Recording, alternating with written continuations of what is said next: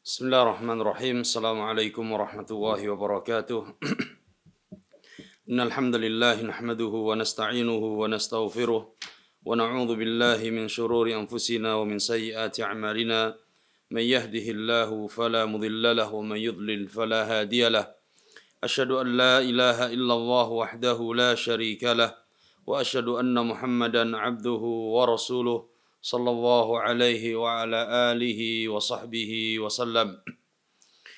Kaum muslimin yang dirahmati oleh Allah Azza wa Jalla, para pendengar Radio Bas FM dimanapun berada, alhamdulillah malam ini kita diberikan kemudahan oleh Allah Azza wa Jalla, diberikan kesempatan untuk bisa melanjutkan kembali bacaan kita dari risalah yang ditulis oleh Syekh Profesor Dr. Abdul Razak Ibn Abdul Muhsin Al-Abbad hafizahumullahu ta'ala, dari risalah Thamaratul Ilmi Al-Amal. Dan kita pada pertemuan yang lalu telah membaca muqaddimah. Kemudian pada kesempatan malam ini kita melanjutkan pada poin pertama dari risalah yang mubarakah ini. Berkata penulis hafizahullahu ta'ala, Al-amrul awal, al-ilmu wal-amalu maqsudul khalqi. Poin yang pertama dari risalah ini adalah ilmu dan amal ini merupakan tujuan diciptakannya manusia. Ilmu dan amal merupakan maksud dan tujuan diciptakannya manusia. Kata beliau hafizahullah, inna iqtida'al ilmi al-amal wadihun min haitsu anna kilal amrayni maqsudul khalqi. Sesungguhnya konsekuensi daripada ilmu adalah amalan. Sesungguhnya konsekuensi daripada ilmu adalah amalan. Dan ini sangat jelas di mana dua hal tersebut, ilmu dan amal, adalah maksud tujuan Allah menciptakan manusia. Ini tidak bisa dipisahkan. Ilmu dan amal. Ini maksud Allah menciptakan manusia. Fallahu azza wa jalla khalaqal khalqa liya'rifuh wa khalaqahum jalla wa ala liya'buduh.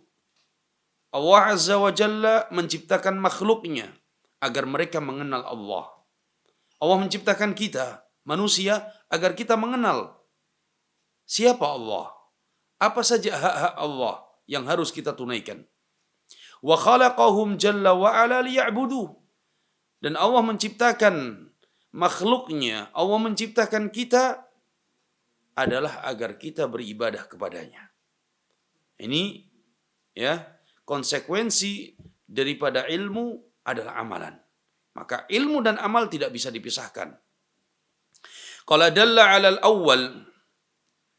Ini dalil tentang bahwa Allah Azza wa Jalla menciptakan manusia agar mereka mengenal siapa Allah. Agar mereka mengetahui siapa Allah. Qaulullah subhanahu wa ta'ala fi akhir ayah min surat At-Talaq, yaitu firman Allah di akhir ayat di dalam surat At-Talaq. Allah Azza wa Jalla berfirman, Allahul ladzi khalaqa sab'a samawatin wa minal ardi mithlahun yatanazzalul amru bainahunna lita'lamu anna Allah ala kulli syai'in qadir wa anna Allah qad ahata bi kulli syai'in ilma. Allah Azza wa Jalla berfirman bahwa Allah yang telah menciptakan langit ini tujuh tingkatan. Wa minal ardi mithlahun. Begitu pula ya, Allah menciptakan bumi 7 tingkatan ke bawah. Kalau langit darajat, tingkatan ke atas darajat. Kalau ke bawah namanya darokat. Ya, makanya surga darajat. Surga itu bertingkat-tingkat, semakin tinggi dan yang paling tinggi adalah Jannatul Firdaus. Ini tingkatan darajat. Nah, adapun bumi adalah darokat, ke bawah. Tingkatannya ke bawah. Itu termasuk neraka, darokat ke bawah. Ya, oleh karena itu Allah menyebutkan dalam firman-Nya bahwa apa? Orang-orang munafik di mana? Di posisinya atau tempatnya orang-orang munafik adalah asfal, darokat, paling bawah, derajatnya ke bawah. Nah ini disebut darokat. Nah Allah Azza wa Jalla menciptakan langit 7 tingkatan. Begitu juga Allah yang menciptakan bumi seperti langit tadi. Ya, ada 7. Qal yatanazzalul amru bainahun. Dan perintah Allah sana ya berlaku. Lita'lamu anna Allah ala kulli syai'in qadir. Agar kalian mengetahui bahwasanya Allah Azza wa Jalla berkuasa atas segala sesuatu. Allah yang menciptakan. Tujuannya agar kalian wahai manusia mengetahui bahwa Allah lah berkuasa atas segala sesuatu. Wa anna Allah qad ahata bi kulli syai'in ilma. Dan bahwa Allah Azza wa Jalla ilmunya meliputi segala sesuatu. Maka firman Allah tadi, khalaqa li ta'lamu. Allah menciptakan kalian li ta'lamu agar kalian mengetahui. Fal ilmu maqsudul khalqi. Maka tujuan Allah menciptakan manusia ini agar mereka berilmu, agar mereka mengetahui. Ya. Qala wa dalla 'ala tsani. Adapun dalil yang kedua bahwa Allah menciptakan manusia agar mereka beribadah kepadanya. Qaulullah subhanahu wa ta'ala fi awakhir surat Adz-Dzariyat. Yaitu firman Allah subhanahu wa ta'ala di ayat-ayat terakhir dari surat Adz-Dzariyat. Wa ma khalaqtul jinna wal insa illa liya'budun. Dan tidaklah aku ciptakan jin dan manusia kecuali hanya untuk beribadah kepadaku. Ay mentauhidkan Allah. Nah, ini tujuan Allah Azza wa Jalla menciptakan kita. Kata beliau hafizahullah, fal ilmu wal ibadatu kullun minhuma maqsudul khalqi. Maka ilmu dan ibadah, ilmu dan amal, ya, semuanya itu adalah maksud dan tujuan Allah menciptakan manusia. Qala wal ibadatu la takunu illa bil ilmin nafi al muqarrib ila Allah subhanahu wa ta'ala. Karena ibadah itu ya tidaklah dinamakan ibadah yang sebenarnya kecuali didasari dengan ilmu yang bermanfaat, yang dengan ilmu tersebut mendekatkan diri kepada Allah Azza wa Jalla. Nah, ini ibadah yang sebenarnya, ibadah yang dibangun di atas ilmu. Ilmu yang bermanfaat, ilmu yang bersumberkan dari wahyu Al-Quran dan sunnah Nabi Sallallahu Alaihi Wasallam. Ilmu yang dengannya mendekatkan seorang hamba kepada Allah Azza wa Jalla. Faman alima wa amila fahuwa alladhi haqqaqa maqsudal khalqi. Maka barang siapa ya yang mengetahui, maknanya berilmu, wa amila dan beramal dengan ilmu, fahuwa alladhi haqqaqa maqsudal khalqi. Maka dia benar-benar telah mewujudkan tujuan Allah menciptakannya. Ya. Orang yang berilmu dan beramal berarti telah mewujudkan tujuan sebenarnya. Ya, tujuan sebenarnya Allah menciptakannya. Walihada qala ahlul ilmi. Oleh karena itu para ulama mengatakan at-tauhidul ladzi khuliqna li ajlihi wa ujidna li tahqiqi lahu janiban. Oleh karena itu tauhid di mana kita diciptakan oleh Allah, di mana kita ini diciptakan oleh Allah, tujuannya adalah untuk mewujudkan tauhid. Tujuannya untuk menerapkan dan mengamalkan tauhid. Maka lahu janiban, ada dua sisi. Janibun ilmi wa janibun amali. Maka tauhid itu ada dua sisi. Janib ilmi dan janib amali. Ya, janib ilmi ada sisi ilmu dan ada sisi amal. Ya, oleh karena itu contoh, ada tauhid rububiyah, ada tauhid asma wa sifat, janib ilmi. Ada tauhid al-uluhiyah dan ini janib amali. Ya. Qal tauhidul ma'rifah wal itsbat. Tauhidul ma'rifah wal itsbat. Wa tauhidul iradah wat talab. Ini ada janib ilmi dan ada janib amali. Ada sisi ilmu yang harus diilmui dan ada sisi amal yang harus diamalkan. Qal fala budda minal amrayni litatahaqqaqal ubudiyyah.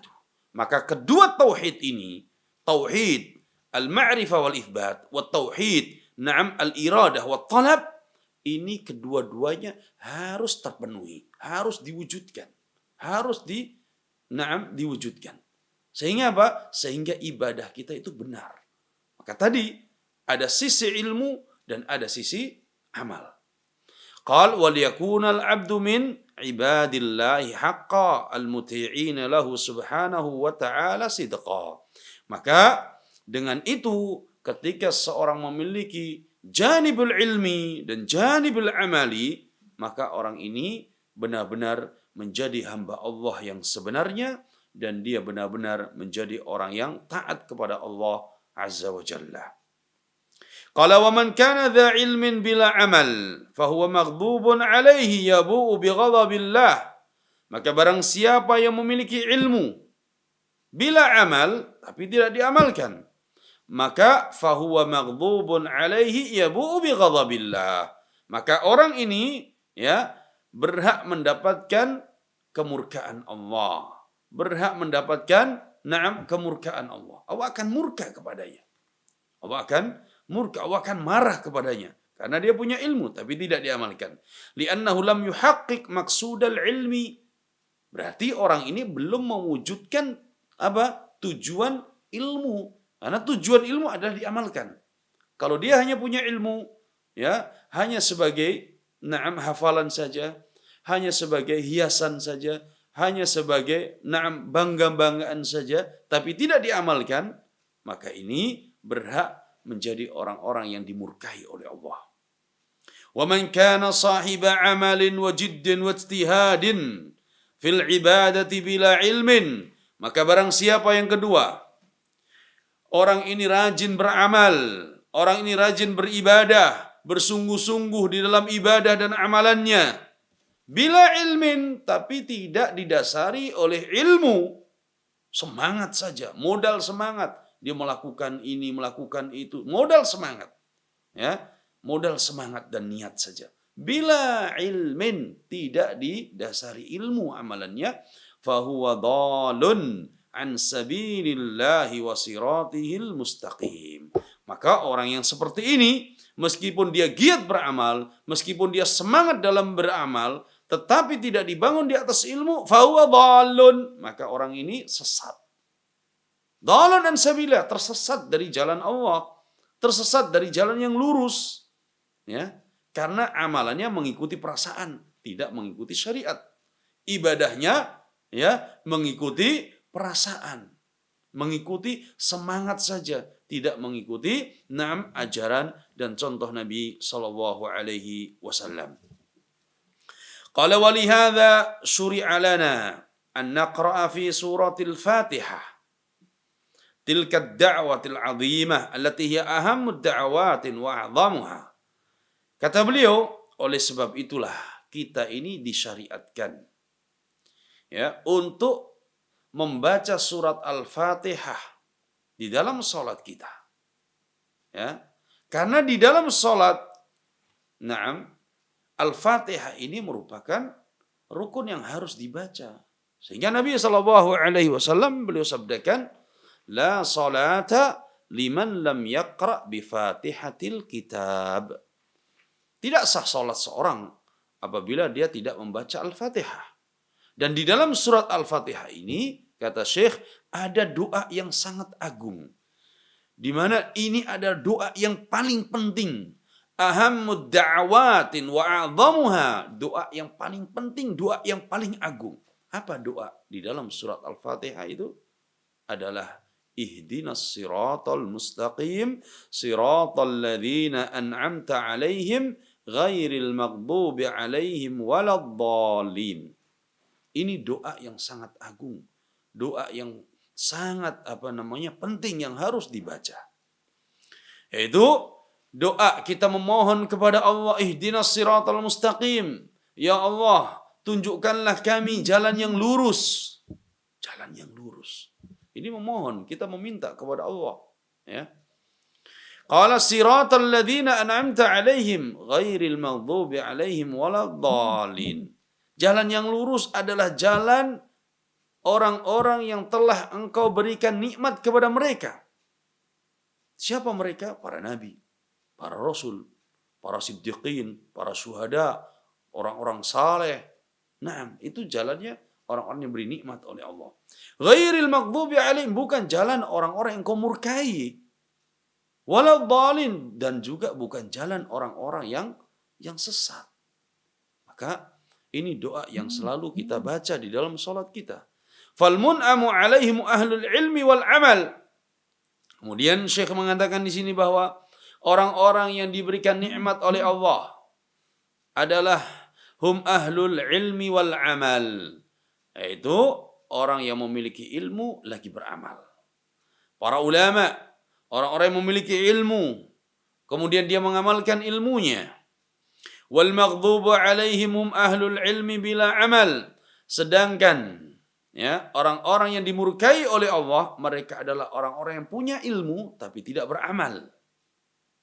Wad-dallun hum ahlul amal bila ilmin. Kemudian orang-orang yang tersesat, mereka adalah orang-orang yang semangat di dalam beramal tetapi tidak memiliki ilmu. Tidak dibangun di atas ilmu. Ini para ulama mengatakan bahwa manusia itu ada 3 golongan. Golongan manusia yang memiliki ilmu kemudian dia amalkan ilmunya.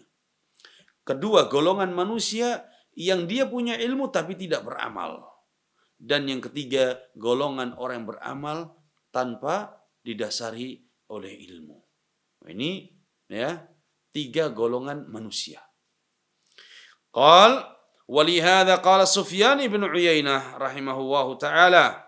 Ini berkata Imam Sufyan ibn Uyainah rahimahullahu taala, man fasada min ulama'ina fa fihi syabahun minal yahud. Kata beliau rahimahullah, barang siapa ya yang rusak dari ulama kita ini, artinya orang-orang yang punya ilmu tapi mereka rusak, maka mereka itu seperti orang-orang Yahudi.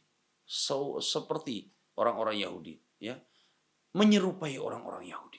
Maksudnya apa? Mereka orang yang berilmu tetapi mereka tidak beramal.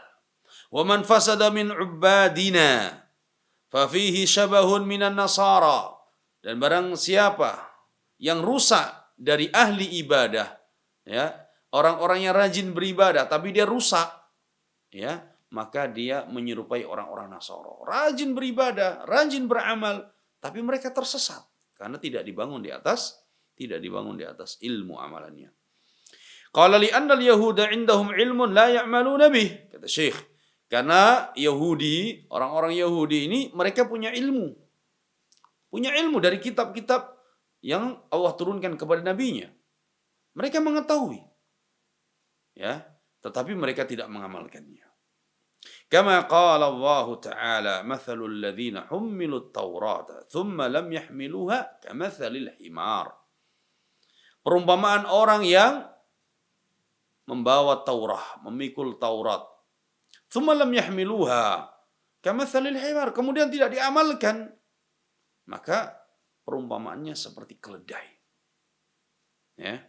Orang yang punya ilmu kemudian tidak diamalkan, Allah mengumpamakan mereka seperti binatang keledai.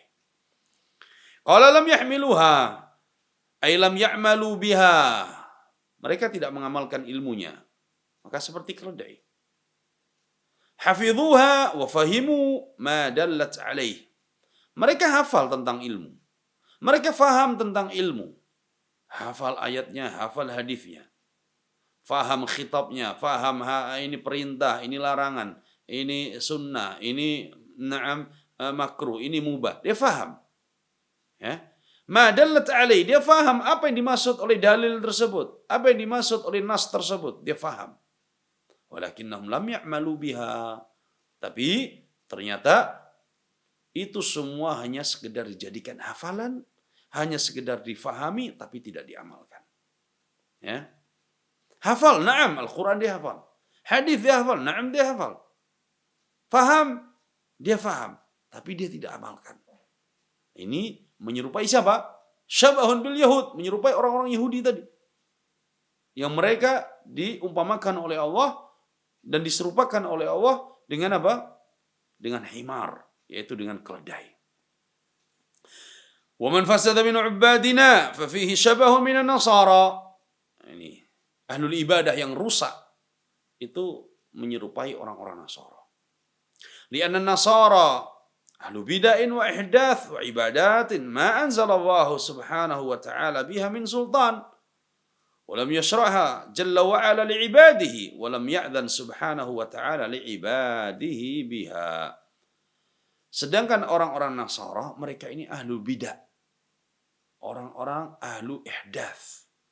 Mereka suka buat ibadah-ibadah baru yang tidak ada contoh dari Nabi mereka. Ini orang-orang Nasara. Mereka membuat ibadah-ibadah baru yang tidak ada contoh dari syariat mereka. Yep. Dan tidak ada dalil yang Allah turunkan tentang amalan tersebut, tapi mereka membuat inovasi-inovasi baru di dalam beramal dan beribadah. Tidak ada syariatnya. Ya, tidak ada dalilnya. Ini mereka adalah ahlul ibadah yang mereka itu tidak membangun ibadahnya di atas ilmu, dan ini dikatakan oleh Allah apa? Dhalin. Mereka orang-orang yang sesat. Ini ya yang disebutkan oleh Syekh Hafizahullah Ta'ala pada poin pertama bahwa al-ilmu wal amalu maksudul khalqi. Bahwa ilmu dan amal inilah maksud tujuan Allah menciptakan manusia. Maksud tujuan Allah menciptakan kita. Ilmu dan amal, maka tidak bisa dipisahkan. Ilmu, amal, ya. Sehingga kita masuk pada golongan pertama tadi. Golongan apa? Golongan manusia yang Allah berikan nikmat di dunia dan di akhirat. Ilmu dan amal. Bukan golongan yang kedua, golongan yang mereka dimurkai oleh Allah, punya ilmu tidak beramal. Atau bukan juga golongan yang ketiga, mereka golongan yang tersesat, beramal tanpa ilmu. Nah, kemudian yang kedua, al-amru tsani. Para pendengar Radio Bas FM kaum muslimin rahmati oleh Allah Azza wa Jalla. Al-amru tsani. Poin yang kedua, al-'abdu mas'ulun an ilmihi madza 'amila bih. Kata beliau hafizahullah taala, Syekh Abdul Razak mengatakan pada poin yang kedua ini, al-'abdu mas'ulun an ilmihi madza 'amila bih. Seorang hamba akan dimintai pertanggungjawaban dari ilmu yang dia ketahui, dari ilmu yang dia pelajari, dari ilmu yang dia hafal, dari ilmu yang dia pahami. Madza 'amila bih. Apakah dia amalkan? Apakah dia dakwahkan? Apakah dia ajarkan kepada orang lain? Ini akan dimintai pertanggungjawaban oleh Allah SWT. Ilmu yang sudah dipelajari, ilmu yang sudah dihafal, ilmu yang sudah difahami, diamalkan apa tidak? Akan dimintai pertanggungjawaban oleh Allah kelak pada hari kiamat. Qala inna Nabiyya sallallahu alaihi wasallam akhbara bi anna an-nasa yawm al-qiyamah yus'aluna 'anil ilmi alladhi hassaluhu madza 'amilu bih. Sungguhnya Nabi sallallahu alaihi wasallam mengkhabarkan bahwa manusia kelak pada hari kiamat yus'aluna 'anil ilmi, mereka semua, kita semua akan ditanya oleh Allah tentang ilmu. Alladzi hassaluhu, ilmu yang telah mereka peroleh, ilmu yang telah kita peroleh. Ya, dan orang bertingkat-tingkat perolehan keilmuannya. Ada yang dia tahapan belajar dia bertingkat-tingkat. Ada yang hanya sampai jenjang SMP, ada yang sampai jenjang SMA, ada yang sampai jenjang kuliah S1, S2, S3, ada dia belajar sampai dia menghafal Quran, dia menghafal hadis, ada dia belajar bertahun-tahun mulazamah, ada dia hadir majelis ilmu, ada dia rajin membaca dengan mendengarkan kajian-kajian. Semua akan diminta pertanggungjawaban oleh Allah Azza wa Jalla. Madza 'amilu bih? Apa yang sudah dikerjakan dengan ilmunya itu? Ya. Sehingga ketika seorang hadir di majelis ilmu, ketika seorang mendengarkan ilmu, ketika seorang mencari ilmu, maka dia harus siap untuk mengamalkan ilmunya. Ketika dia mendapatkan satu hadis Nabi SAW, dia hafal hadis tersebut atau dia faham dari hadis tersebut, maka dia wajib mengamalkannya. Wajib diamalkan. Karena dia telah mendapatkan ilmu tersebut. Taib. Dia mendapatkan atau dia membaca ayat Al-Quran. Sampai dia hafal, dia memahaminya, dia faham apa perintah tersebut, maka dia wajib diamalkan. Madza amilu bih? Apa yang sudah diamalkan dari ilmu yang sudah dipelajarinya. Ya.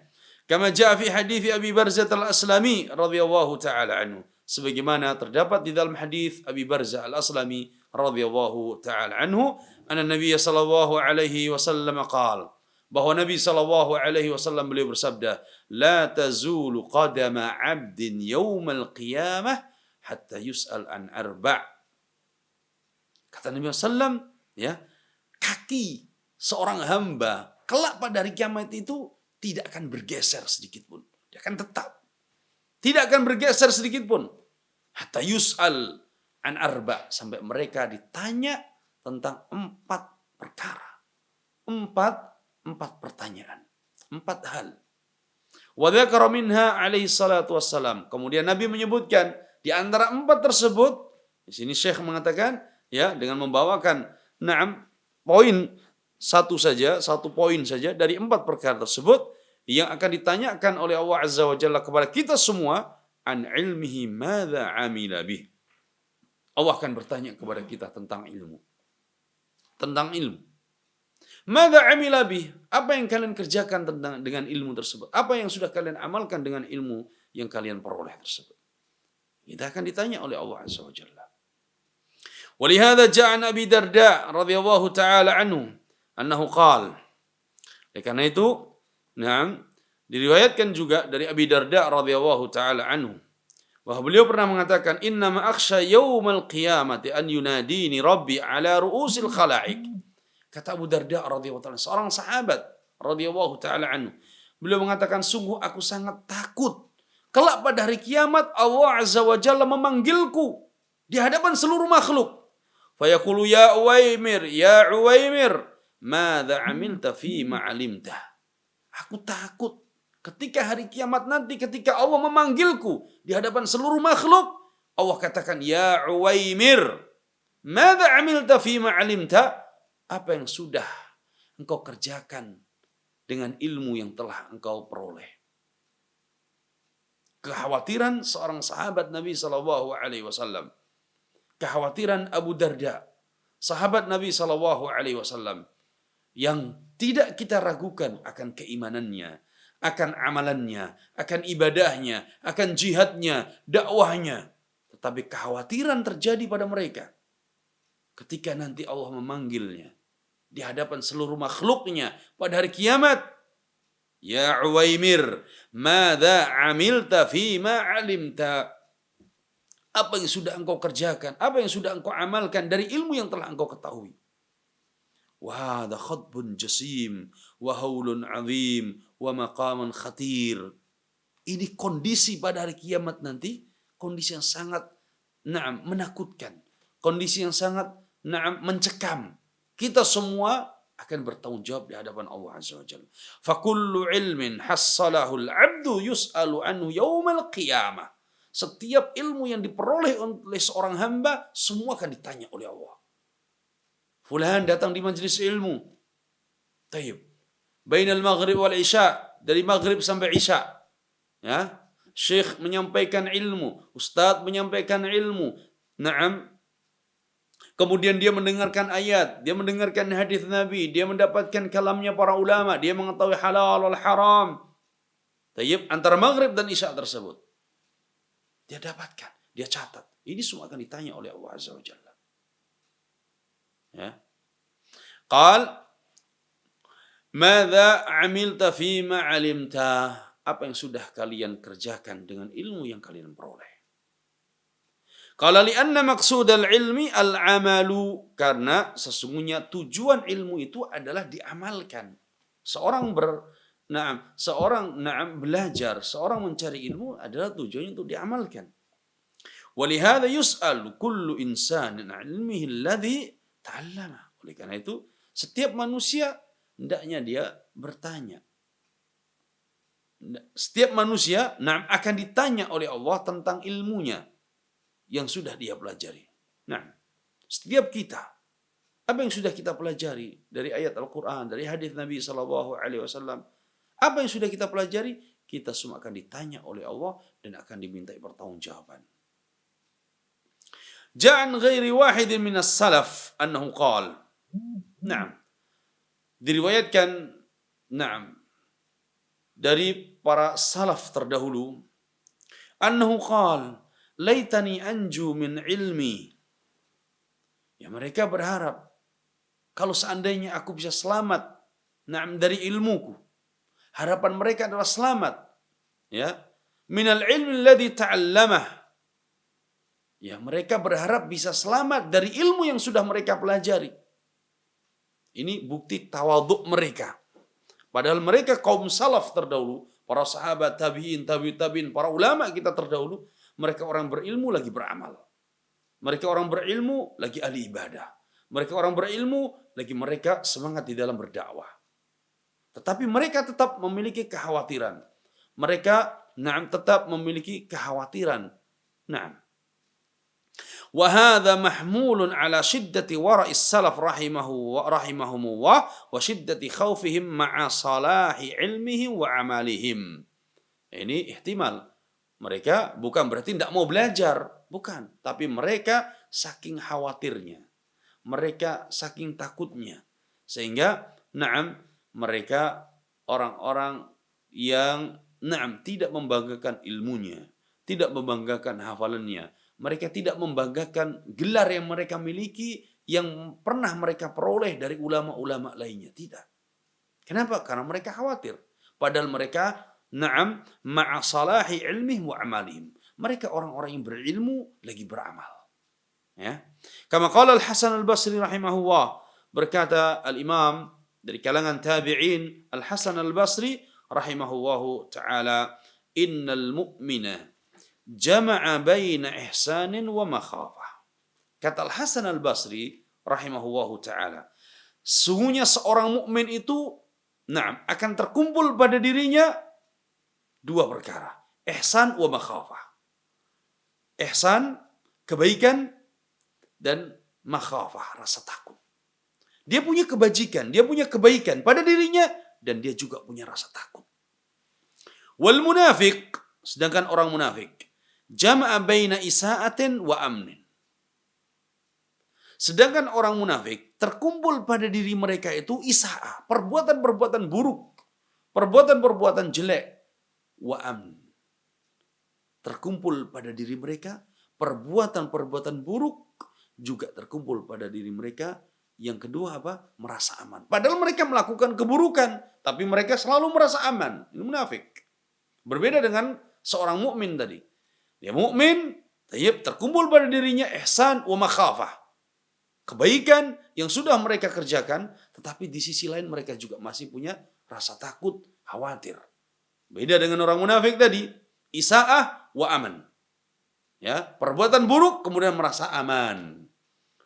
Fahuwa mahmulun ala hadha. Kaqauli Abdullah bin Abi Mulaika rahimahullahu ta'ala, adraktu akthar min 30 sahabiyan kulluhum yakhafun nifaq ala nafsih. Ini ya bentuk tawadhu mereka para salaf. Ya, sebagaimana juga perkataan Abdullah ibn Abi Mulaika rahimahullahu ta'ala dari kalangan tabi'in. Beliau mengatakan, adraktu akthar min 30 sahabiyan. Aku mendapati lebih dari 30 sahabat. Maknanya sempat berjumpa lebih dari 30 sahabat. Kulluhum yakhafun nifaq ala nafsih. Dan semua dari 30 sahabat lebih dari itu, mereka semua takut dari sifat nifaq. Takut dirinya jatuh pada perbuatan nifaq. Qala fajama'a Allahu lahum baina maqamaini 'azimain. Maka Allah mengumpulkan bagi mereka dua kedudukan yang agung. Maqamul ihsan fil amal wal ijadati fit ta'ah. Ya, kedudukan ihsan di dalam beramal, benar-benar memperbaiki amalan, wal ijadah fit ta'ah, dan bersungguh-sungguh di dalam ketaatan. Ini seorang mukmin. Mukmin dia memperbaiki amalannya dan bersungguh-sungguh Naam, di dalam ketaatan. Fafil waqti nafsi. Ya. Pada waktu yang sama, al-khawfu minallahi subhanahu wa ta'ala alla tutaqabbal minhum a'maluhum. Tapi di sisi lain, orang yang beriman, dia memperbaiki amalannya, dia bersungguh-sungguh dalam ketaatannya. Di sisi lain, dia memiliki rasa takut kepada Allah. Jangan-jangan amalan yang sudah mereka kerjakan tadi, ternyata sia-sia dan tidak diterima oleh Allah. Subhanallah. Ya, terkumpul pada diri seorang mukmin, ya, harus ada pada diri seorang mukmin adalah apa? Kebaikan. Selalu memperbaiki amalan, bersungguh-sungguh di dalam ketaatan. Tapi sisi yang lain juga harus merasa takut. Jangan-jangan amalannya tidak diterima oleh Allah. Qal walladzina yu'tuna ma atau wa qulubuhum wajilah annahum ila rabbihim raji'un. Dan orang-orang yang memberikan apa yang mereka telah diberikan atau apa yang telah mereka berikan, sedangkan hati mereka takut. Hati mereka takut. Annahum ila rabbihim raji'un, bahwa mereka akan dikembalikan kepada Tuhan mereka. Nah, maknanya bahwa mereka ini orang-orang yang beramal, ya, sudah melakukan amalan saleh, tapi hati mereka masih takut. Takut, jangan-jangan tidak diterima amalannya, sedangkan mereka nanti akan dikembalikan kepada Allah Azza wa Jalla. Wa Aisyah radhiyallahu taala anha qalat. Dari Aisyah radhiyallahu taala anha, beliau bertanya kepada Nabi sallallahu alaihi wasallam, Sa'altu Rasulullah sallallahu alaihi wasallam an hadhil ayah. Aku pernah bertanya kepada Nabi sallallahu alaihi wasallam, kepada Rasulullah sallallahu alaihi wasallam tentang ayat ini, walladzina yu'tuna ma atau wa qulubuhum wajilah annahum ila rabbihim raji'un. Aku bertanya kepada Nabi sallallahu alaihi wasallam tentang ayat ini. Ahumul ladzina yashrabuna al-khamra wa yaznun wa yasriqun? Ya Rasulullah, apakah ayat ini ya menjelaskan tentang siapa? Orang-orang yang mereka minum khamr, ataukah orang-orang yang na'am berzina, ataukah orang-orang yang mencuri? Apa? Ini pertanyaan Aisyah. Faqala, maka Nabi SAW menjawab, La yabnata as-siddiq. Bukan itu wahai putri as-siddiq. Walakinnahum, tetapi ayat ini menjelaskan tentang siapa? Walakinnahum, tentang orang-orang yang alladzina yasumun, orang-orang yang berpuasa. Wa yusallun, mereka apa? Berpuasa, mereka salat. Wa yatasaddaqun, mereka juga bersedekah, bayar zakat. Wa yakhafuna alla yutaqabbala minhum, tapi di sisi lain mereka khawatir, mereka takut jangan-jangan tidak diterima itu semuanya. Berpuasa, mereka sholat, mereka apa? Bersedekah, tapi mereka takut. Takut jangan-jangan tidak diterima. Ulaika alladzina yusari'una fil khairat, maka mereka itulah orang-orang yang bersegera di dalam kebaikan. Nah, ya, mereka memberi apa yang telah mereka beri. Maknanya mereka beramal, tapi di sisi lain mereka takut, mereka khawatir. Wa qala Allah Jalla wa Ala, dan Allah Jalla wa Ala juga firmankan tentang Nabi Ibrahim Khalilur Rahman alaihi salatu wassalam, wa yarfa'u Ibrahimul qawa'ida minal baiti wa Ismailu Rabbana taqabbal minna. Dan ingatlah tatkala Ibrahim mengangkat dasar-dasar Baitullah, membangun Ka'bah, ya, wa Ismail bersama putranya, bersama anaknya Ismail, Rabbana taqabbal minna. Setelah itu mereka berdua ya membaca doa, Rabbana taqabbal minna, wahai Rabb kami, terimalah apa yang telah kami kerjakan ini. Padahal Ibrahim bersama Ismail ya mengerjakan amalan saleh, perintah Allah untuk apa? Meninggikan dasar-dasar Ka'bah, membangun Baitullah. Dan setelah membangun Baitullah, ya, Ibrahim berdoa, ya Allah, terimalah apa yang telah kami kerjakan.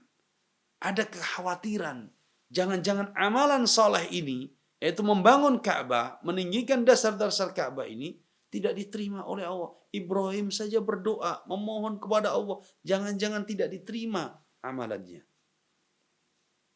Qara'a Wuhaib ibn al-Ward rahimahullah hadhil ayah wa baka. Wuhaib ibn al-Ward rahimahullah ketika membaca ayat ini, wa idh yarfa Ibrahimul qawa'ida minal baiti wa Ismail rabbana taqabbal minna, ketika membaca ayat ini Wuhaib ibn al-Ward beliau menangis. Beliau menangis.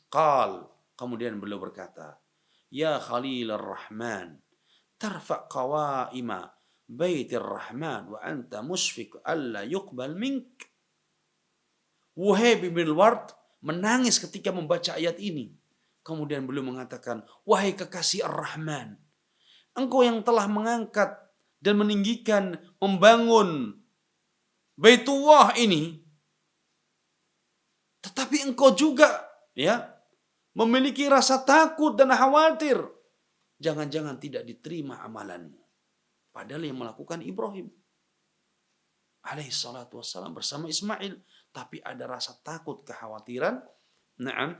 Kekhawatiran jangan-jangan tidak diterima amalannya tersebut. Inilah hendaknya seorang ada al-ihsan. Dan ada lagi al-maqamul ihsan wa maqam al-ijadah. Memperbaiki amalan, kemudian bersungguh-sungguh dalam ketaatan, dan di sisi lain juga al-khauf minallahi subhanahu wa ta'ala, yaitu takut. Takut jangan-jangan amalan tidak diterima oleh Allah azza wa jalla. Kemudian kaum muslimin rahmati oleh Allah azza wa jalla, para pendengar Radio Bas FM dimanapun berada, al-amru tsalits, poin yang ketiga dari risalah ini, kata beliau hafizahullah ta'ala, al-amru tsalits wa'idun wa tahdidun liman la ya'mal bi'ilmih. Poin yang ketiga adalah ancaman yang keras, liman la ya'mal bi'ilmih, bagi orang yang tidak mengamalkan ilmunya. Diancam oleh Allah, diancam oleh nabinya sallallahu alaihi wasallam dengan ancaman yang keras. Qala innal Qur'ana was sunnata jaa fihima tahdidun wa wa'idun liman la ya'mal bil ilmi alladhi ta'allamah. Kata beliau, sesungguhnya Al-Qur'an dan sunnah, di dalamnya terdapat ancaman yang keras bagi orang yang tidak mengamalkan ilmu yang telah ia pelajari. Ilmu yang telah ia pelajari. Nah, yata'allamu wa yatafaqqah. Apa yang sudah dia pelajari, apa yang sudah dia dalami, fahami, kemudian tidak diamalkan, maka diancam tahdid wa wa'id. Wa rubbama aidan yad'u ila hadzal ilm wa la ya'mal bih. Nah, ini nasihat bagi kita semuanya. Nasihat bagi kita semuanya, baik yang berbicara maupun yang mendengarkan. Kadang kita mengajak seorang kepada ilmu, kemudian tidak diamalkan. Ini peringatan dan nasihat bagi yang berbicara maupun yang mendengarkan, bagi guru dan murid, bagi dai dan mad'u, bagi ahlul ilmi dan awam. Ini nasihat bersama. Qala Allah subhanahu wa ta'ala, sebagaimana firman Allah subhanahu wa ta'ala, ya ayyuhalladzina amanu lima taquluna ma la taf'alun. Wahai orang yang beriman. Allah memanggil di sini orang yang beriman, baik itu ahlul ilmi maupun tulabul ilmi.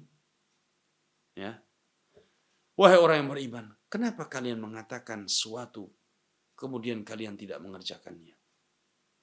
Kabura maqtan 'inda Allah an taqulu ma la taf'alun.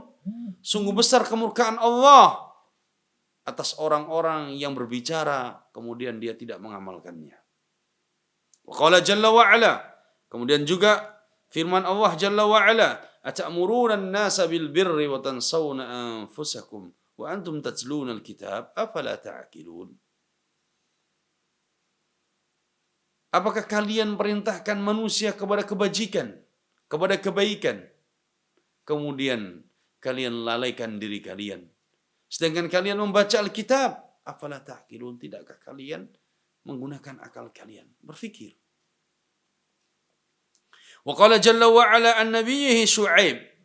Begitu juga firman Allah jalla wa ala tentang Nabi Syuaib. Ketika Nabi Syuaib mengatakan, "Wa ma uridu an ukhalifakum ila ma anhaakum an."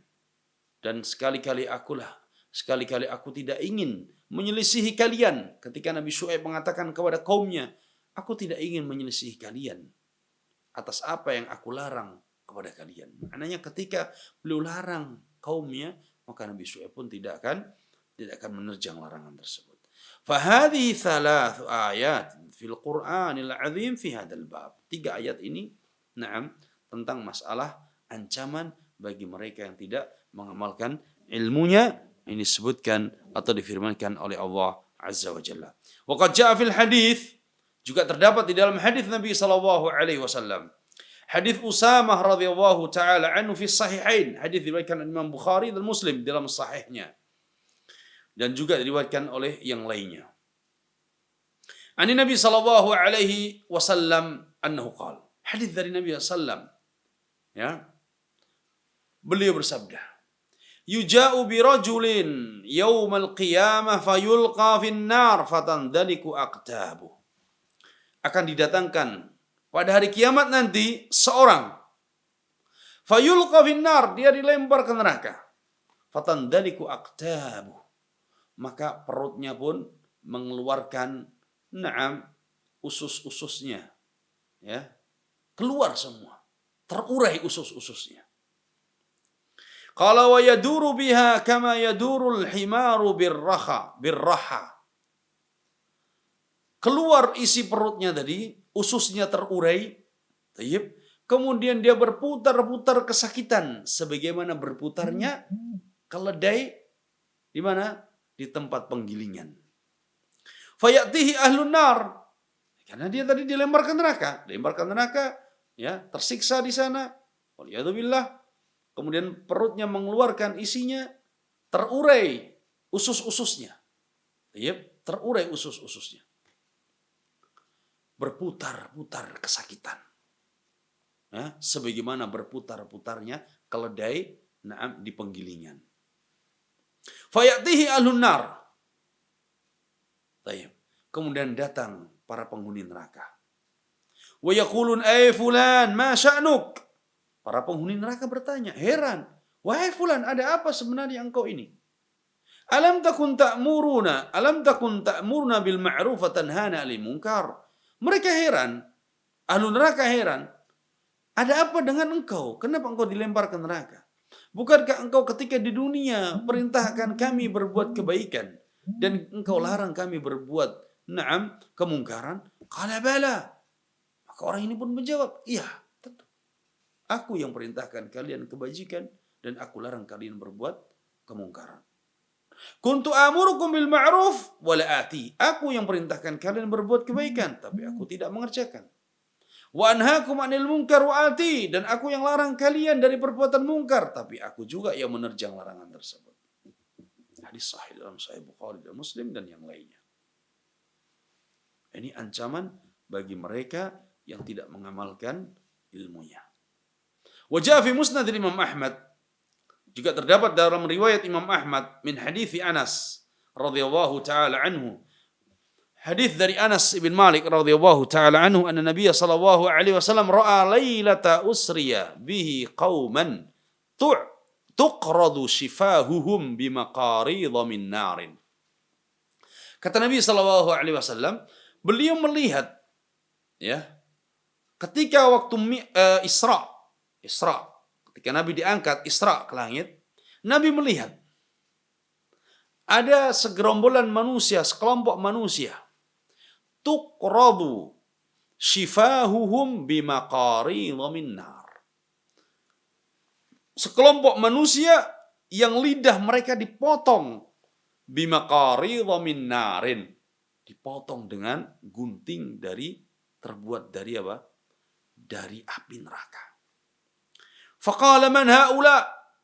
Maka Nabi bertanya, man haula? Siapa mereka itu? Kenapa lidah mereka dipotong, ya, dengan gunting dari api? Qalu, para malaikat menjawab, haula'i khutaba'u min ummatik.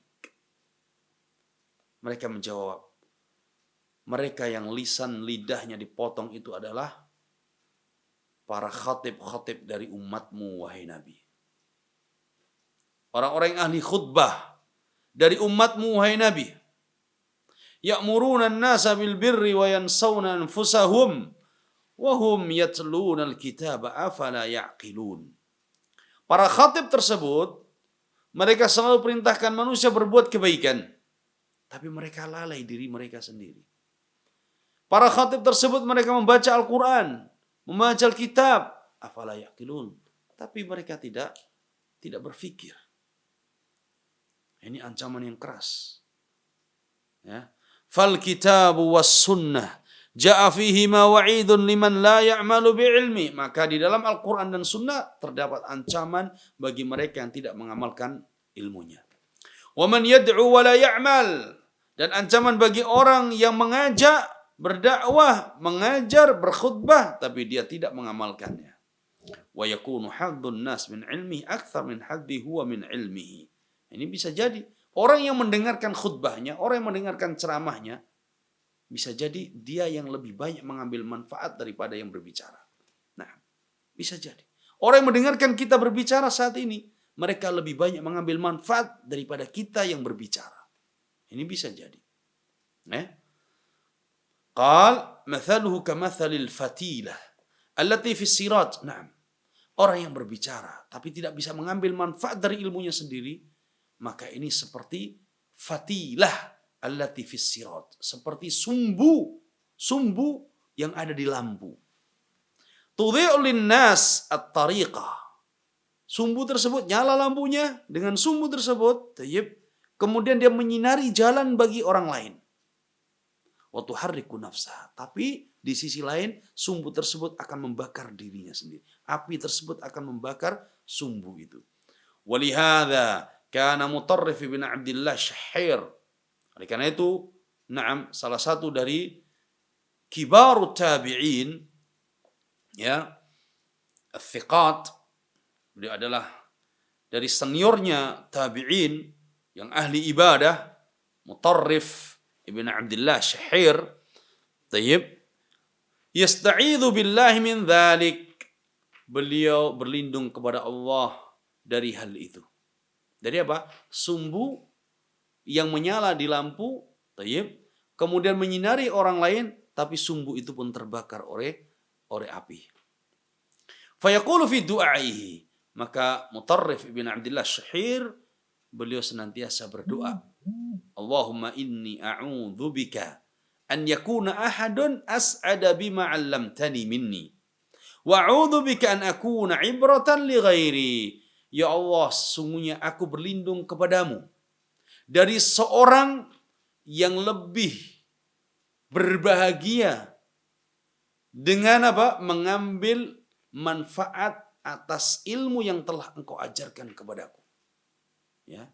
Bisa jadi seorang yang mendengarkan kita berbicara, dia lebih banyak mengambil manfaat, ya, dari apa yang sudah kita sampaikan karena dia langsung beramal.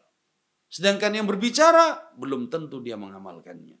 Maka Mutarrif ibn Abdullah beliau berdoa, Allahumma inni a'udzubika an yakuna ahadun as'ada bima 'allamtani minni. Ya Allah, sesungguhnya aku berlindung kepadamu dari seorang yang lebih berbahagia karena mereka atau karena dia mengambil manfaat dari apa yang telah engkau ajarkan kepadaku. Wa a'udzubika an akuna 'ibratan li ghairi. Dan aku berlindung kepadamu, jangan engkau jadikan aku pelajaran bagi orang lain. Ya. Ini doa yang dipanjatkan oleh Mutarrif ibn Abdullah Syahir rahimahullahu ta'ala. Karena kekhawatirannya, padahal beliau adalah kibarut tabi'in, ahli ibadah. Tapi kekhawatiran beliau, sampai beliau berdoa, dengan doa tersebut. Qala wa huwa du'aun 'azim. Ini merupakan doa yang agung. Mohon perlindungan kepada Allah. Jangan sampai orang lain yang lebih mengambil manfaat daripada yang berbicara, daripada yang berilmu.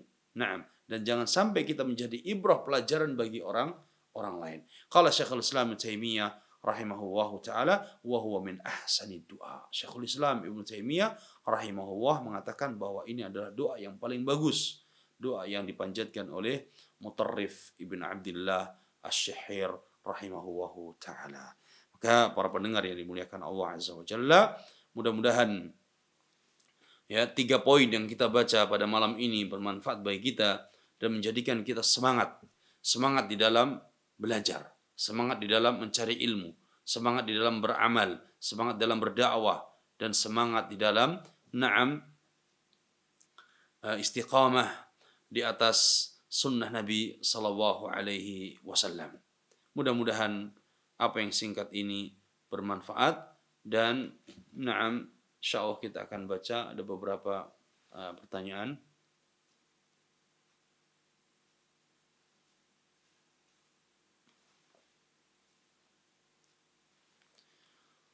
Waalaikumsalam warahmatullahi wabarakatuh. Ada pertanyaan, apakah boleh mengambil gaji dari mengajar ilmu agama? Bagaimana pandangan syariat dalam hal ini? Jazakumullahu khairan. Nah, disebutkan oleh para ulama kita bahwa boleh seorang mengambil gaji dari mengajar ilmu agama. Boleh. Dan ini disebutkan oleh para ulama dari zaman dulu. Dan kita melihat bagaimana para ulama zaman dahulu pun demikian. Bahkan sebagian ulama zaman dulu, ya, mereka tidak mau, sebagian rawi zaman dulu, mereka tidak mau meriwayatkan, menyampaikan hadis kecuali dia membayar.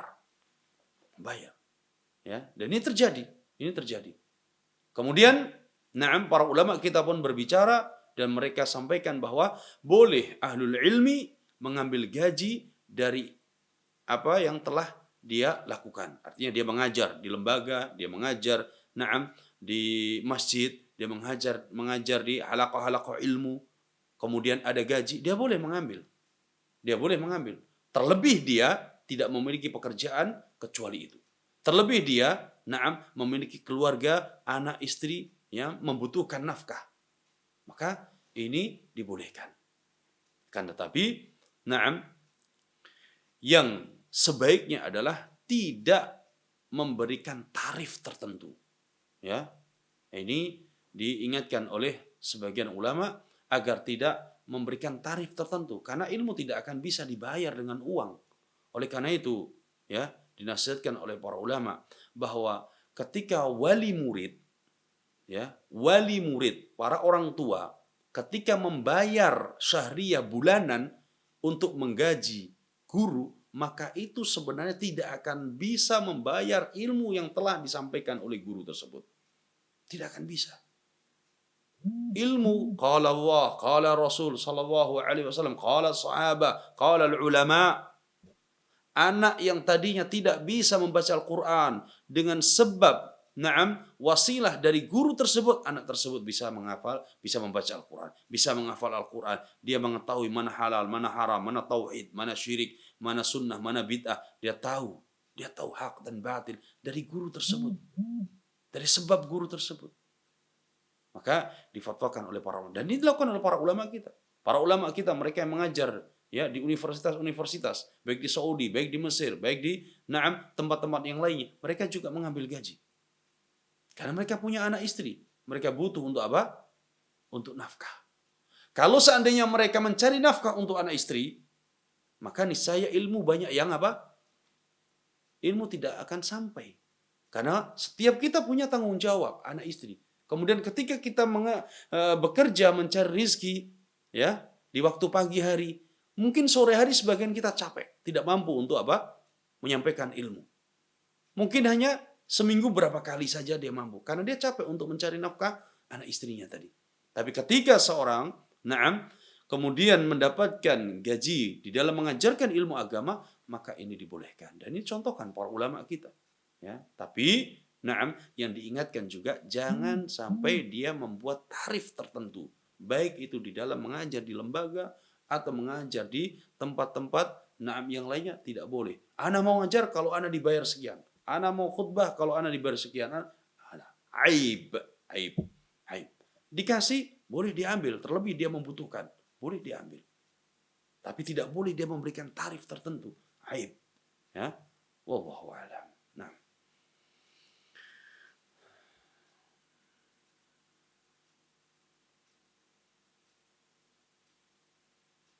Waalaikumsalam warahmatullahi wabarakatuh. Jika kita mempercayai seorang ulama saja yang dikenal dengan ahlul ilmi dan amanahnya di dalam mengajarkan dan menerapkan agama Islam dalam kehidupan, apakah hal ini boleh, Ustaz? Atau bisa dikatakan taklid? Taib. Pertama yang wajib bagi kita adalah mengikuti dalil. Ya, mengikuti dalil. Karena ulama bukan dalil. Dalil itu adalah Al-Quran dan Sunnah Nabi Sallallahu Alaihi Wasallam. Ya, ikuti apa yang Allah turunkan kepada nabinya. Yang Allah turunkan kepada nabinya Al-Quran dan Sunnah. Taib. Ikuti dalil. Dan ini yang selamat. Nah, ketika kita awam, tidak mengetahui, tidak bisa memahami dalil tersebut, taib, maka kita mengikuti para ulama. Ulama yang mereka benar-benar mengikuti dalil tadi. Nah, ketika kita tahu bahwa ulama yang kita ikuti ini berdasarkan dalil, apakah pasti dia maksum? Tidak. Tidak ada yang maksum kecuali Rasulullah SAW. Oleh karena itu, tidak boleh kita hanya mencukupkan satu alim saja. Tidak boleh kita mencukupkan satu ustadz saja. Betapapun tinggi keilmuannya, betapapun banyak hafalannya, tidak boleh. Karena banyak ulama, banyak ustadz, banyak ahlul ilmi yang mereka sama-sama berada di atas dalil. Ikuti mereka. Imam Ahmad rahimahullah ta'ala, beliau pernah memberikan nasihat, la tuqallidni wala tuqallid malikan wala auza'iyan au malikan au syafi'iyan au kama qala rahimahullah ta'ala. Jangan kalian taklid kepadaku. Imam Ahmad rahimahullah. Jangan taklid kepadaku. Jangan taklid kepada Malik atau Imam Auza'i atau Syafi'i. Jangan. Ikuti mereka. Karena itu kita tidak menentang ya madhabiyah, tidak. Artinya kita tidak menentang, kita tidak melarang orang belajar madhab fikih, tidak. Karena itu ajaran para ulama kita. Para ulama kita belajar fikih. Ada madrasah ahli hadis di dalam belajar fikih, ada belajar fikih mengikuti madrasah ahli fiqh. Dan ini sama-sama dibolehkan. Tetapi yang dilarang adalah ta'assub dan taklid tadi. Ya, ta'assub ya dan taklid tadi. Fanatik buta. Ini yang ditentang oleh para ulama. Adapun seorang dia belajar fikih Syafi'i. Baik. Kemudian dia mengikuti dalil-dalil yang dibawakan oleh mazhab Syafi'i. Nah, kemudian ketika dalil tersebut menyelisih pendapat ulama-ulama Syafi'i, maka yang diikuti adalah dalil. Yang dikedepankan adalah dalil. Dan ini yang diwasiatkan oleh para ulama kita. Syafi'i rahimahullah berwasiat, "Idza sahal hadis fa huwa madhhabi." Apabila hadis itu datang sahih dari Nabi sallallahu alaihi wasallam, maka itulah pendapatku. Buang pendapatku, kata Imam Syafi'i rahimahullah. Imam Malik rahimahullah beliau mengatakan,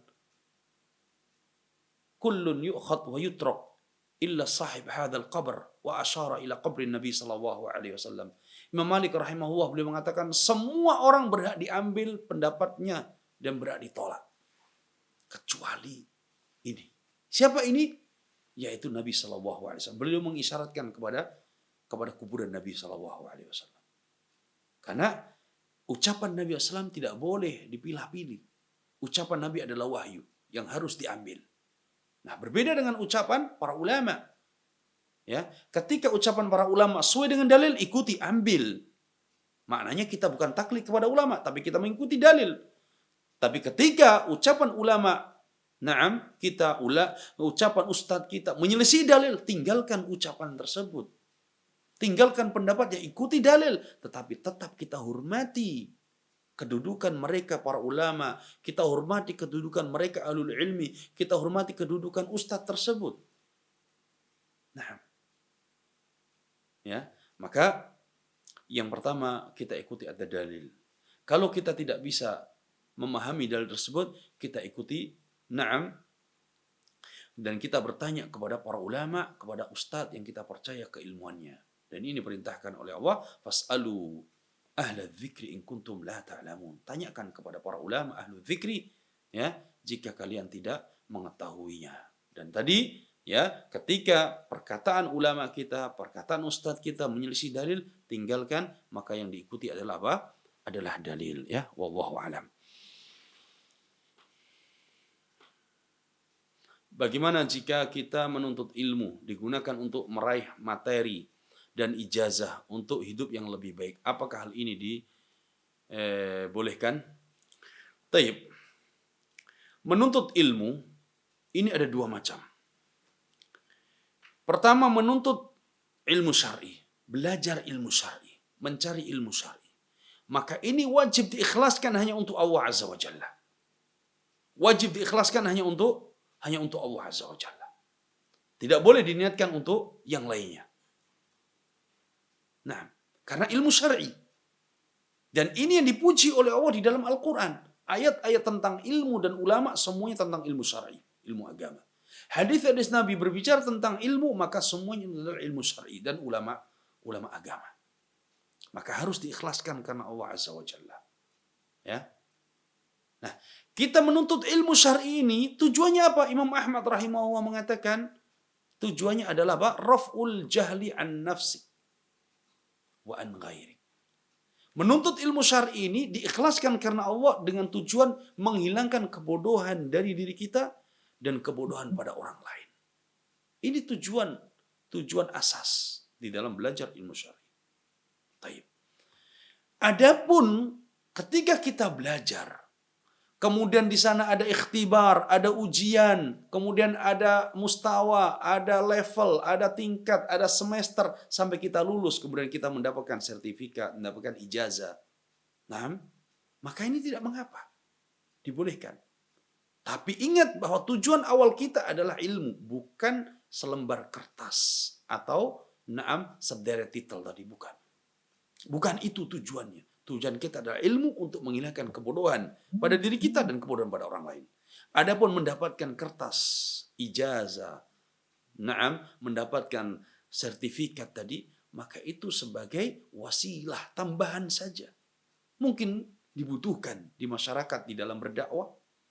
Sebagian orang tidak menerima dakwah kecuali si fulan memiliki gelar tertentu. Ya. Mungkin dibutuhkan di satu lembaga, ada kebutuhan tertentu, maka tidak mengapa. Tapi bukan ini tujuan utama kita. Yang kedua, kalau yang dimaksud adalah menuntut ilmu dan mencari ilmu adalah ilmu duniawi, ilmu kedokteran, ya, ilmu tentang pertanian, ilmu tentang otomotif, ilmu tentang obat-obatan, maka di sini adalah ilmu duniawi. Dan ini dibolehkan seorang diniatkan untuk duniawi. Ya, anak mau kuliah kedokteran. Tujuannya apa? Biar anak jadi dokter. Kemudian apa? Biar anak dapat gaji besar. Sehingga anak bisa hidup lebih baik lagi.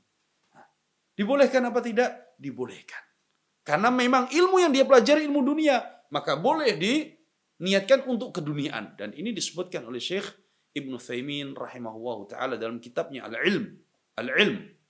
Ketika beliau ditanya tentang masalah ini. Dibolehkan. Ya, orang belajar kuliah umum tujuannya untuk meraih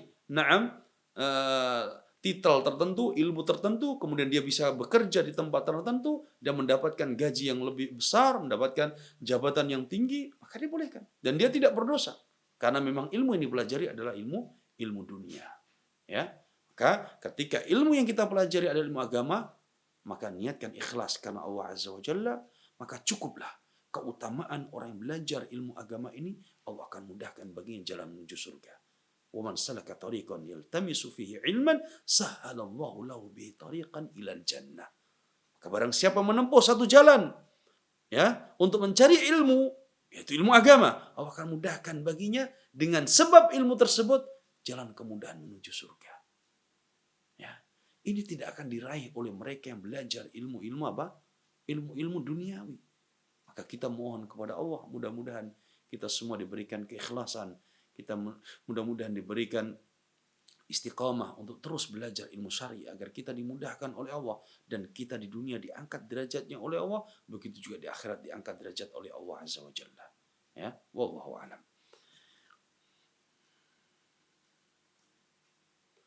Waalaikumsalam warahmatullahi wabarakatuh. Apakah ilmu-ilmu kesyirikan itu pada zaman dahulu atau hanya sebuah cerita tahayul saja? Terkadang hal itu membuat kita penasaran. Mohon nasihatnya. Bagaimana sikap kita sebaiknya? Kemudian ada pertanyaan lagi, apakah roh arwah yang wafat bisa kembali lagi ke bumi? Karena adik saya sering melihat eyang lagi berzikir, wiridan, padahal eyang anak itu sudah lama wafat. Yang pertama, ilmu kesyirikan, baik itu ilmu perdukunan, tayyib, ilmu kesyirikan, perdukunan dan sebagainya, na'am sihir, tayyib dan yang lainnya, ada waqi'. Waqi', realita terjadi. Zaman dulu maupun zaman sekarang ada.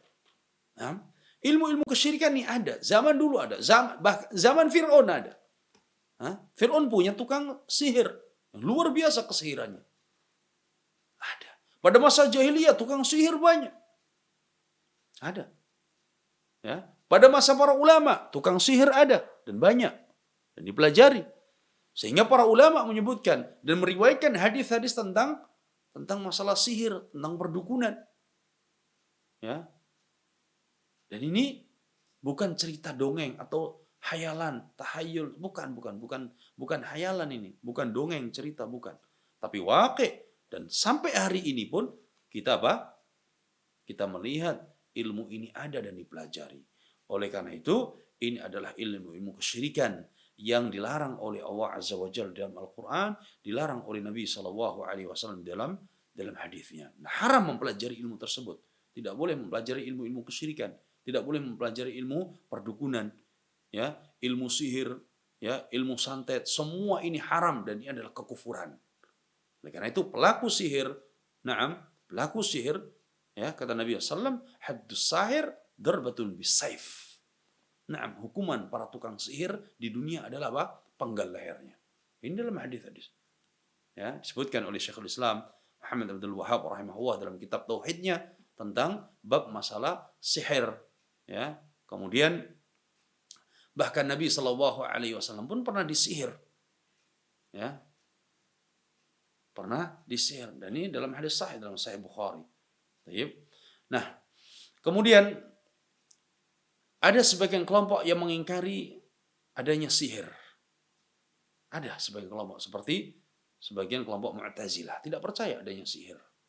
Tidak percaya adanya sihir. Dan ini kelompok yang batil, menyelisihi nas dari Al-Quran dan sunnah Nabi SAW dan perkataan para ulama.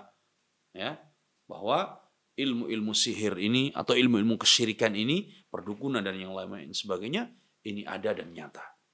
Kemudian yang kedua, apakah roh ini bisa kembali? Allahu a'lam, roh sudah dicabut oleh Allah Azza wa Jalla. Tayyib. Kemudian jasad sudah menjadi sudah menjadi tanah, ya. Adapun disebutkan bahwa adik sering melihat yang lagi berzikir dan wiridan, Allahu a'lam.